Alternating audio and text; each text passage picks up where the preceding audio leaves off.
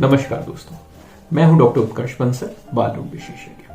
आप लोगों ने कभी कोविड-19 की अगर आरटी-पीसीआर की रिपोर्ट देखी होगी तो उसके अंदर एक सीटी वैल्यू लिखी होती है। इस सीटी वैल्यू को लेके बहुत सारे भ्रम लोगों के मन में होते हैं। इस वैल्यू को देख के लोगों को लगता है कि अगर ये वैल्यू बहुत ज्यादा है या बहुत कम है तो इसका मतलब उनके अंदर बहुत ज्यादा इन्फेक्शन है या इन्फेक्शन कम है। क्या है ये सीटी वैल्यू और इसका क्या महत्व है, तो इसके बारे में मैं थोड़ी जानकारी देना चाहूंगा।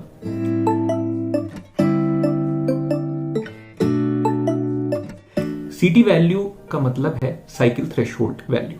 जब आरटी-पीसीआर टेस्ट किया जाता है तो कोविड-19 वायरस, जो कि एक आरएनए वायरस है, उसका आरएनए लेकर वैज्ञानिक प्रक्रिया से उसको डीएनए में कन्वर्ट किया जाता है और उसके बाद एक वैल्यू जहां तक डीएनए के डबलिंग टाइम पे उसको रीड किया जा सके, यानी डीएनए बार बार दुगना होता जाता है और उसको एक वैल्यू पे जहां रीड किया जा सके, पकड़ा जा सके, उसको साइकिल थ्रेशोल्ड या सीटी वैल्यू बोला जाता है। जिसके अंदर वायरस ज्यादा होगा उसके अंदर जल्दी वायरस को पकड़ा जा सकेगा, तो ये जो साइकिल थ्रेशोल्ड होते हैं ये कम होंगे। और जिसके अंदर वायरस कम होगा तो उसके अंदर वायरस को पकड़ने के लिए कई बार डबलिंग करनी पड़ेगी, तो इस वजह से ये सीटी वैल्यू उन पेशेंट्स की ज्यादा आ जाती है।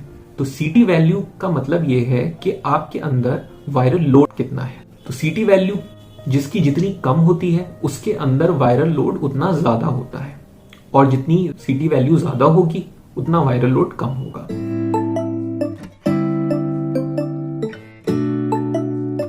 आईसीएमआर ने जो थ्रेशोल्ड वैल्यू ली है कि सीटी अगर 35 से कम है तब हम कोविड पॉजिटिव मानेंगे और अगर 35 के ऊपर जा रहा है तो उसे कोविड नेगेटिव माना जाता है। तो अगर किसी के पेशेंट के अगर टेस्ट को आप देखते हैं तो उसके अंदर साथ में 3 जीन्स की टेस्टिंग हो सकती है, ई जीन, ओआरएफ जीन और आरडीआरपी जीन, जिसमें से ओआरएफ और आरडीआरपी जीन कोविड-19 के लिए ज्यादा स्पेसिफिक होते हैं, यानी ये उसी में पाए जाते हैं, और ई जीन सारे कोरोना वायरसेस में पाया जाता है।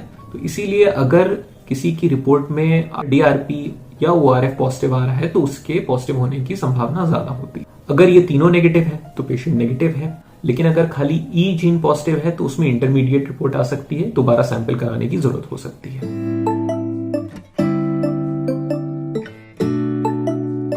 सीटी वैल्यू का सीवियरिटी से कोई रिलेशनशिप नहीं है, यानी कि किसी के अंदर वायरल लोड बहुत ज्यादा भी हो, सीटी वैल्यू उसकी कम भी आए तो भी जरूरी नहीं है कि उसके अंदर सिम्टम्स बहुत ज्यादा हो, और ये भी जरूरी नहीं है कि जिसकी सीटी वैल्यू ज्यादा है यानी उसका वायरल लोड कम है उसमें सिम्टम्स कम हो।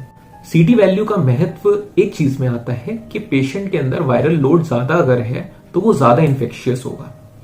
तो जिनकी सीटी वैल्यू 24 से कम होती है उनके माध्यम से ये बीमारी फैलने की संभावना ज्यादा रहेगी। उसके मुकाबले जिनका वैल्यू 24 से ऊपर होगी उनसे बीमारी फैलने की संभावना थोड़ी कम होती है। लेकिन ये टेस्ट बहुत सारी चीजों पे डिपेंड करेगा। खाली सीटी वैल्यू के बेसिस पे आप ये मत सोचिए कि आपके अंदर बहुत ज्यादा इन्फेक्शन है या कम इन्फेक्शन है, या आपसे इन्फेक्शन फैल सकता है या नहीं फैल सकता है, क्योंकि ये टेस्ट लेने के तरीके पे भी डिपेंडेंट होता है। आपने टेस्ट बीमारी के किस दिन दिया है उस पर भी डिपेंडेंट होता है, रिएजेंट कौन सा इस्तेमाल किया गया, उसके बाद टेस्ट लगाने में कितनी देरी हुई, इन सब चीजों का सीटी वैल्यू पे फर्क पड़ सकता है। तो इसके पॉजिटिव या नेगेटिव होने का सबसे इंपॉर्टेंस है, जिससे पता चले कि पेशेंट को इन्फेक्शन हुआ है या नहीं हुआ है। और अगर हम थोड़ा महत्व लेना चाहें तो इस बात का ले सकते हैं कि इससे हमें यह पता चल रहा है कि वो पेशेंट कितना ज्यादा इन्फेक्शन फैला सकता है।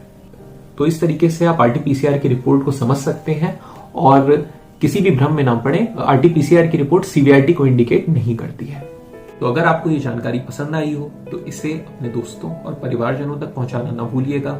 इस चैनल डॉक ऑन ड्यूटी को शेयर और सब्सक्राइब करिएगा ताकि आप नए और इंफॉर्मेटिव वीडियोस और जानकारी को प्राप्त कर सकें। धन्यवाद दोस्तों।